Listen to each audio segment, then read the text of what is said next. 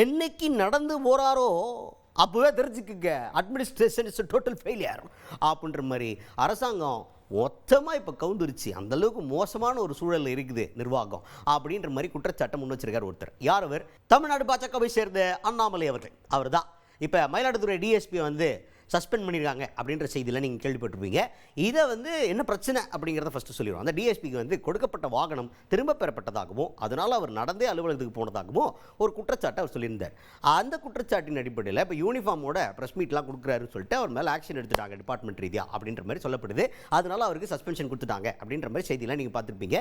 இது தொடர்பாக அண்ணாமலை அவர்கள் எப்படி ரியாக்ட் பண்ணியிருக்காரு அப்படின்னா, என்னைக்கு ஒரு காவல்துறை அதிகாரி வாகனம் கொடுக்கப்படாமல் ரோட்டில் நடந்து செல்கிறாரோ அன்றே நிர்வாகம் புஷ்ஷு அப்படின்ற மாதிரி ஆகி போச்சு தெரிஞ்சுக்க. அதுபோக நைட் ரவுண்ட்ஸ் போகிறதுக்குலாம் 2 வீலரில் போகணுன்ற அவல நிலைக்கு தள்ளப்பட்டிருக்காங்க காவல்துறை அதிகாரிகள். இதெல்லாம் என்னென்னா, இதில் இன்னொரு கொடுமை என்ன, பாதிக்கப்பட்ட டிஎஸ்பி இருந்தார்ல அவர் வந்து பாதிப்பு எனக்கு இப்படிலாம் நடந்து போச்சுன்னு சொல்கிறார். அப்போ அவர் மேலே நீங்கள் நடவடிக்கை எடுக்கிறீங்கன்னா என்ன இது கரெக்டாக இருக்கா? பாதிக்கப்பட்டவரே அவர் தான். அவர்கிட்ட என்ன ஏதுன்னு கேட்டு என்ன பிரச்சனைன்றதை கரெக்டான நடவடிக்கை எடுக்கணும் அப்படின்னு வேண்டுகோள் வச்சிருக்கிறாரு அண்ணாமலை அவர்கள். எப்போ தமிழகத்தில் நேர்மையாக இருக்கக்கூடிய அரசு அதிகாரி யூனிஃபார்மோடு ரோட்டில் நடந்து சென்று அவருடைய அலுவலகத்துக்கு போகிறாங்களோ அன்னைக்கு அட்மினிஸ்ட்ரேஷன் கொலாப்ஸ் ஆயிடுச்சுன்னு அர்த்தங்கய்யா. எனக்கு அதை தாண்டி நைட் ரவுண்ட்ஸுக்கு கூட வண்டி கொடுக்காம 2 வீலரில் போய் நைட் ரவுண்ட்ஸ் ஒரு அதிகாரி பார்க்கும் அளவுக்கு அவலம் இருக்குது.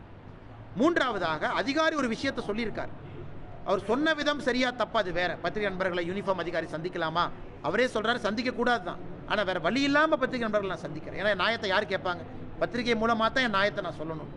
அப்படி இருக்கும் பொழுது குற்றச்சாட்டை எந்த விதத்திலும் கூட ஹேண்டில் பண்ணாமல் ஆராயாமல் உயரதிகாரி ஒரு ஐஜியோ என்னமோ அவங்க லெவலில் ஒரு என்கொயரி நடத்தாமல் ஒரு சாதாரண ஒரு அதிகாரியை சஸ்பெண்ட் பண்ணுவது முற்றிலும் முரணானது.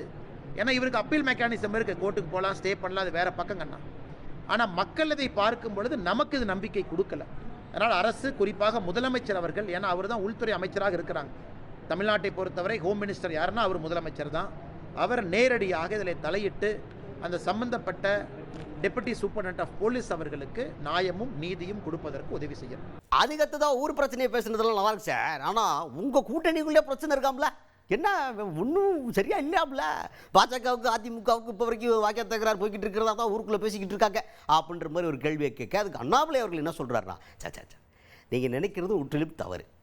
நீங்கள் கூட்டணியில் ரொம்ப தெளிவாக இருக்கும். யார் முதல்வர், யார் தலைமையில் கூட்டணி, எல்லாத்தையும் அமித்ஷாஜியும் எடப்பாடி பழனிசாமி ஜி அவர்களும் எல்லாம் ஒன்றா சேர்ந்து உட்காந்து ஒரு ஸ்டேஜில் பேசினாங்களா இல்லையா? கேட்டீங்கல்ல? அப்புறம் என்ன உங்களுக்கு குழப்பம் அப்படின்ற மாதிரி விளக்கம்லாம் கொடுத்துட்டு இருந்தார். அப்போ நம்ம செய்தியாளர் ஒருத்தர், சார் நீங்கள் சமீபத்தில் பேசும்போது கூட பாஜக ஆட்சிக்கு வரும் அப்படின்ற மாதிரி அழுத்தமாக பேசினீங்களே சார், அதுக்கு பின்னாடி ஏதோ இருக்குல்ல அப்படின்ற மாதிரி ஒரு கேள்வியை கேட்டோன்னே அதுக்கு ஒரு விளக்கத்தை கொடுத்துருக்காரு. தம்பி அதில் ஆப்வியஸாக ஒரு கட்சி ஆரம்பித்து எதுக்கு நடத்துகிறாங்க? என்ன அன்னதானம் போடுறதுக்கு அப்போ எல்லாருக்கும் ஆதரவு கொடுக்குறக்குமா? இல்லை தம்பி, ஆட்சியை பிடிக்கிறதுக்கு தான். அப்புறம் ஆட்சியை பிடிக்கணும் நாங்கள் மட்டும் ஆசைப்படக்கூடாதுன்னா எப்படி? ஆனால் என்னென்னா 2026 அந்த ஆசை அது ஒரு தொலைநோக்கு சிந்தனையில் அங்கிட்டு இருக்குது, ரொம்ப தள்ளி இருக்குது. இப்போ 2026 இவங்க கூட்டணி ரொம்ப தெளிவாக இருக்குவா அப்படின்ற மாதிரி இக்கு வச்சு பேசியிருக்காரு. மேபி நெருங்க வந்துட்டேங்க. 2026 ஆட்சியை பிடிச்சா என்ன தப்புங்கிற? அதிமுக இப்போ ஜெயிச்சிருச்சுன்னா அதிமுக கொஞ்சம் தள்ளி உட்காரு, நானும் பக்கத்தில் உட்காந்துக்கிறேன்னு சொல்லுவாங்கிறேன் அப்படின்ற மாதிரி பேசுறதுக்கு கூட வாய்ப்பு கூட இருக்கலாம். ஊருக்குள்ளே அப்படி தான் பேசிக்கிட்டு இருக்காங்க. எது எப்படியோ இப்போ அண்ணாமலை அவர்கள் அவங்க கூட்டணிக்குள்ளே இருக்க குழப்பம் தொடர்பாக என்ன பேசியிருக்காரு அப்படின்றத கேளுங்க. ஆனால் சர்ச்சை ஒன்றும் இல்லை, கருத்து எல்லாமே சொல்லியாச்சு. எல்லாருடைய கருத்தும் பொதுவெளியில் இருக்குது. இதில் சர்ச்சைக்கெல்லாம் ஒன்றுமே இல்லை. எல்லோரும் ஒரே புள்ளிகள் இணைந்திருக்கின்றோம். திராவிட முன்னேற்ற கழகத்தை வீழ்த்த வேண்டும் என்கின்ற ஒரே புள்ளிகளை இணைந்திருக்கின்றோம். அது எப்படி இருக்கணும், வருகின்ற காலம் எப்படி இருக்கணும், தேர்தலுக்கு முன்பு எப்படி இருக்கணும், தேர்தலுக்கு பிறகு எப்படி இருக்கணும், சம்பந்தப்பட்ட தலைவர்கள் பேசுவார்கள். நான் 2 தினம் முன்பு பேசியது நம்முடைய கட்சியினுடைய தலைவர் என்ன பேசியிருக்கிறாங்க அப்படிங்கிறது தான். இதில் சர்ச்சையோ சண்டையோ இதில் எந்த குழப்பமோ இல்லை. எங்களை பொறுத்தவரை திமுக அகற்றப்பட வேண்டும் என்கின்ற விஷயத்தில் ஒன்றாக நிற்கும் பொழுது குழப்பம் எங்கிருந்து வருங்கண்ணா? பேசும்போது கூட பாஜக ஆட்சிக்கு வரும் அப்படிங்கிற மாதிரி. ஆமாங்கண்ணா, எல்லாருமே கட்சி நடத்துறது அந்த கட்சி ஆட்சிக்கு வரும் தானே, அதான உண்மை. எல்லாருமே அதுக்கு தான் இருக்கும். ஆனால் இன்னைக்கு 2026 நாம் அறிவித்திருக்கின்றோம். 2026 யார் தலைமையிலான கூட்டணி, யார் கூட்டணியினுடைய முதலமைச்சர் வேட்பாளர் எல்லாமே அறிவிச்சிருக்கிறோம். அது 2026க்கு மிகச் சிறப்பாக பொருந்தும். அதை 2 கட்சிகளும் ஒன்றாக இணைந்து நம்முடைய உள்துறை அமைச்சர் அமித்ஷா அவர்கள், எதிர்க்கட்சி தலைவராக இருக்கக்கூடிய எடப்பாடி பழனிசாமி அவர்கள் எல்லாரும் ஒன்றாக இணைஞ்சு அறிவிச்சிருக்கிறாங்க. ஸோ 2026 பொறுத்த வரைக்கும் எந்த கன்ஃபியூஷன் இல்லைங்கண்ணா.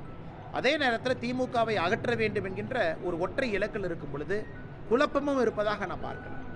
இதில் குறிப்பாக இன்னொரு பக்கம் பார்த்தீங்கன்னா காங்கிரஸ் கட்சி கருவீரர் காமராஜர் ஐயாவை கேவலப்படுத்திய பிறகு இருக்கலாமா போகலாமான்னு அவங்க ஒட்டிக்கிட்டு இருக்கிறாங்க. திருமாவளவன் நடத்தக்கூடிய அரசியல் கட்சி மாநாட்டுக்கு அவருக்கே அனுமதி இல்லை, இது கொடுமை. கொடி நடுவதற்கு அனுமதி இல்லை. கம்யூனிஸ்ட் கட்சிகளுக்கும் அதே பிரச்சனை தான். அவர்களும் இன்னைக்கு அரசு கிரிட்டிசைஸ் பண்ணிக்கிட்டே கூட்டணியில் இருக்கிறாங்க. அது போன்ற குழப்பமெல்லாம் இந்த கூட்டணியில் எங்கேயும் இல்லைங்கண்ணா.